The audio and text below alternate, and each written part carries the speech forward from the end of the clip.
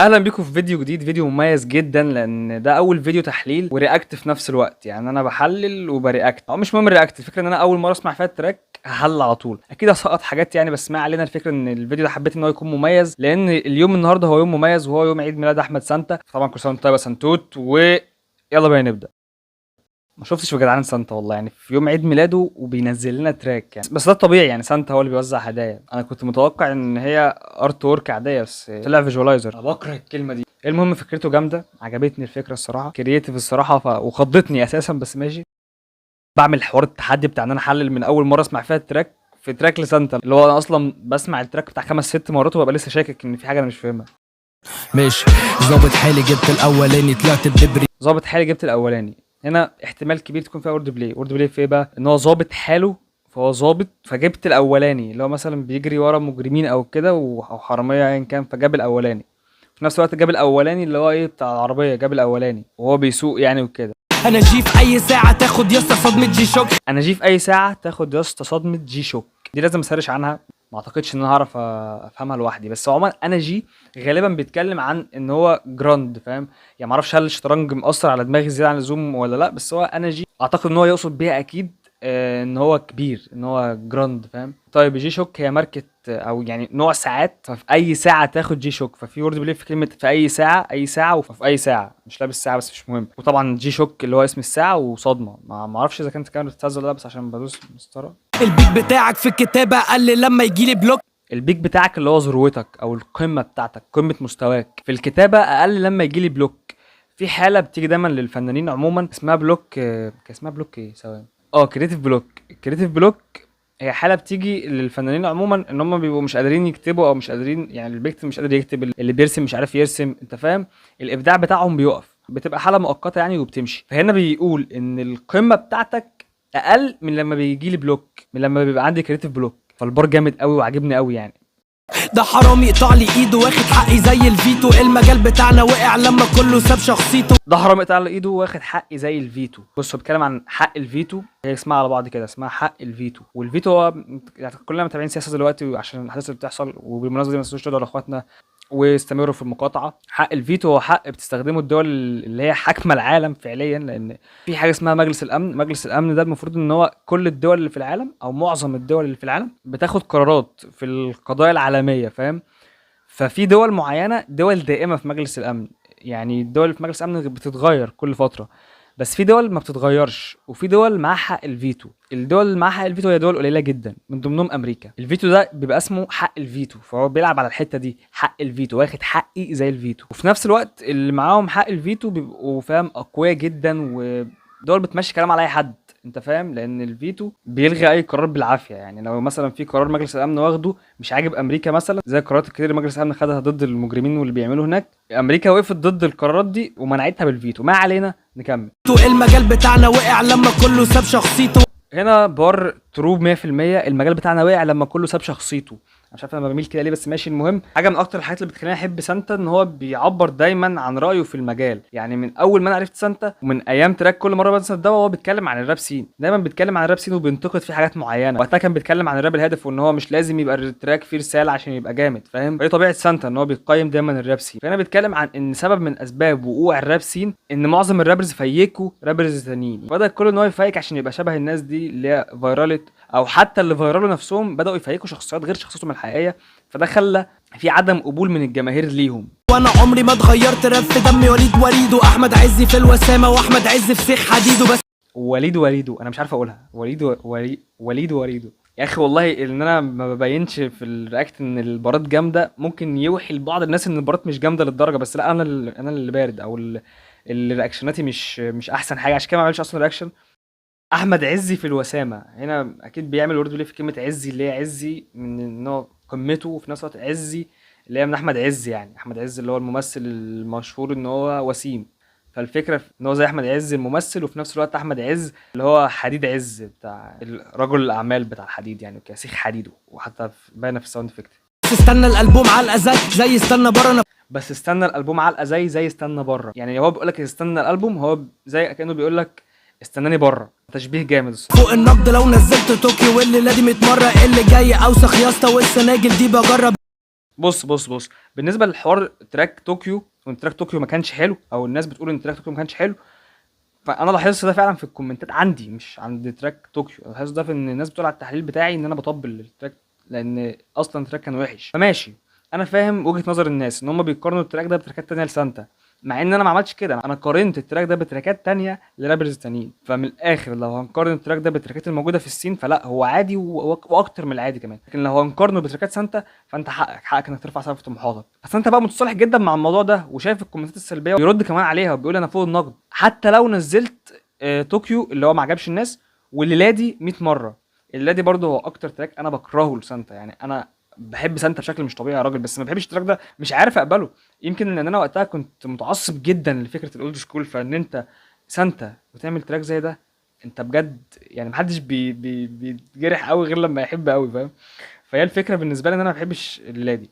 فهو بيقول لك اكتر تراكين الناس علقوا عليهم تعليقات سلبيه كان الليلادي وطوكيو. فانا حتى لو نزلت دول 100 مره انا برضو فوق النقد.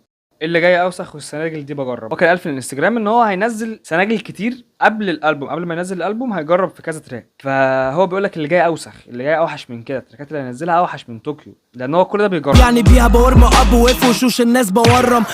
بورم اب اللي هو بيسخن، فاهم؟ بس انتاج مش معلومه صراحه، بس الفكره ان هو بيورم اب اللي هو بيسخن وفي نفس الوقت بيورم وشوشه، ما هو قالها مرتين فده مش دبل مينينج ولا حاجه، بس جامد. مش فارق لك سوا ضرب مش بيحوق، انا نويت في دماغي ان ابقى الاول.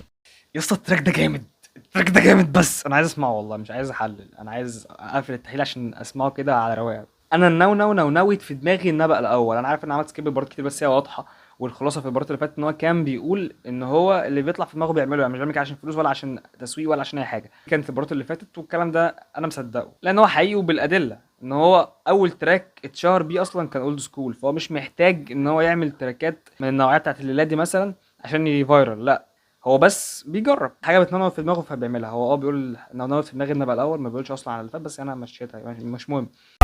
والحقيقه مين محدود، انا سم في الدماغ وانت السم كارد محمود. هما بيعملوها ازاي؟ بيعملوا زي حاجات اللي هي اوف نهار ابيض ايه الجمدان ده. عايز اعمل كده والله بس ما بحبش افايك الصراحه، بس يعني التراك يستاهل اكتر من كده. هو السكر بس وحش لو محلول. انا فهمت البار.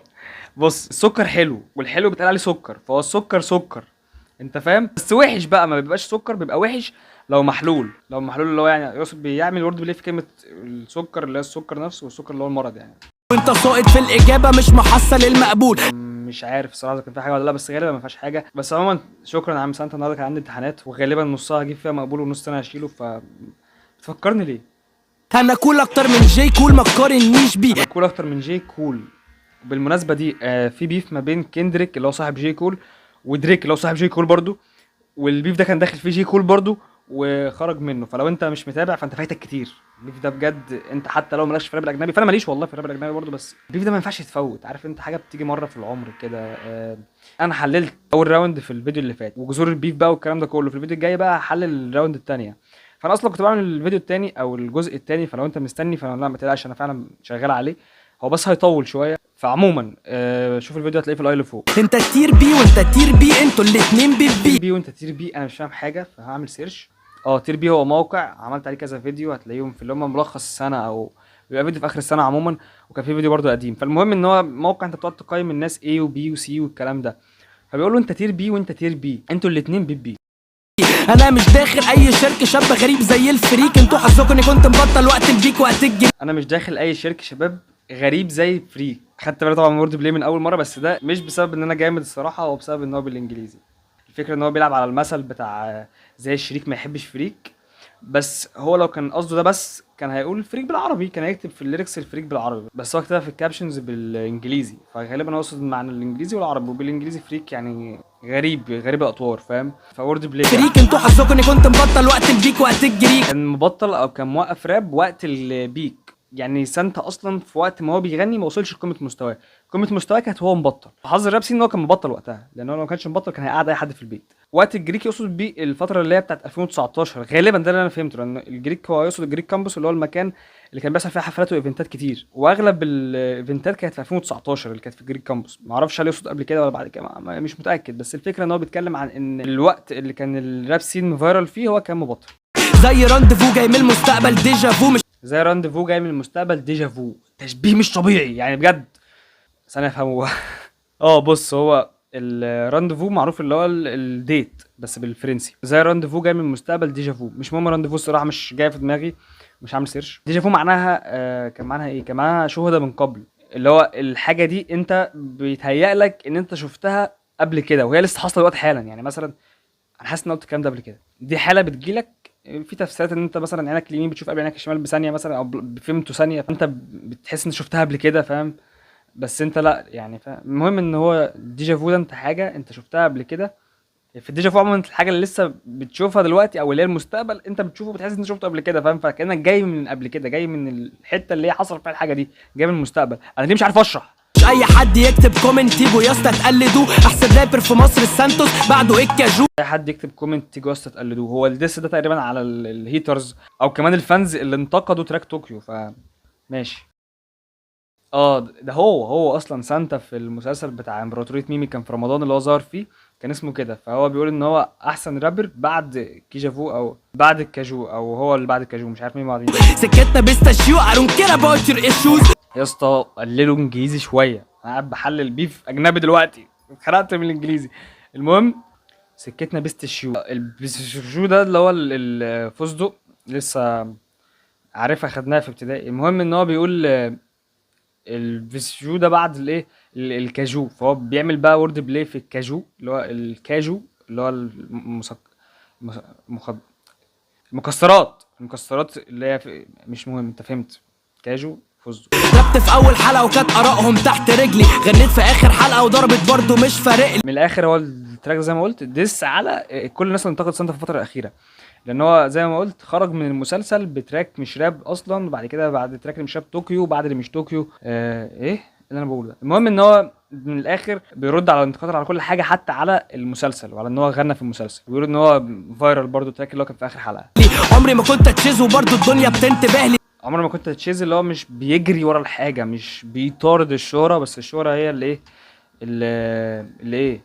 زي القمر في اي شكل، عمري ما كنت في يوم هلهلي برضه حاسس ان في حاجه بس انا مش فاهمها يعني، مش عارف. اللي فاهمه يقوله لي في الكومنتات. هلهلي وانا فوق الحمد لله بالراب ايام استوديو راكا، طول عمري ياض اون فاير مش بادئها بالحكاك. تاريخ سانتا بيحكي عنه عن تراكاته ايام استوديو راكا. هو سجل تراكات كتير في راكا استوديو، فمش هذكر اسامي تراكات يعني، بس يكفي ان انا اقول لك تيكي تاكا وستوك مع رع، دول اللي انا فاكرهم الصراحه، مش فاكر حاجه غير كده. شخصيتي ميزاني مش بفيك اي حاجه، وكل سنه وانا طيب يا ولاد المت. شخصيتي مميزه مش بفكر اي حاجه، مش تطبيل بس والله فعلا دي حقيقه. كل سنه وانا طيب يا ولاد النجوم. اكيد يقصد ان هم نجوم ولاد نجوم يعني. ما علينا. بس ده كان فيديو النهارده. الحق بسرعه بقى ماتش البايرن. سلام. ثانيه واحده، انا رجعت لما سمعت الاوترو بتاعت الجيار. انا عايزك تقول رايك على الفيديو، ما تخشش تقول لي صباح الفل ازيك يا جيار عامل ايه الحمد لله. يعني بجد يا جماعه التراك ده عظيم بجد يعني. تخيل في الجيار واحمد سانتا، انت عايز اكتر من كده؟ بس سلام.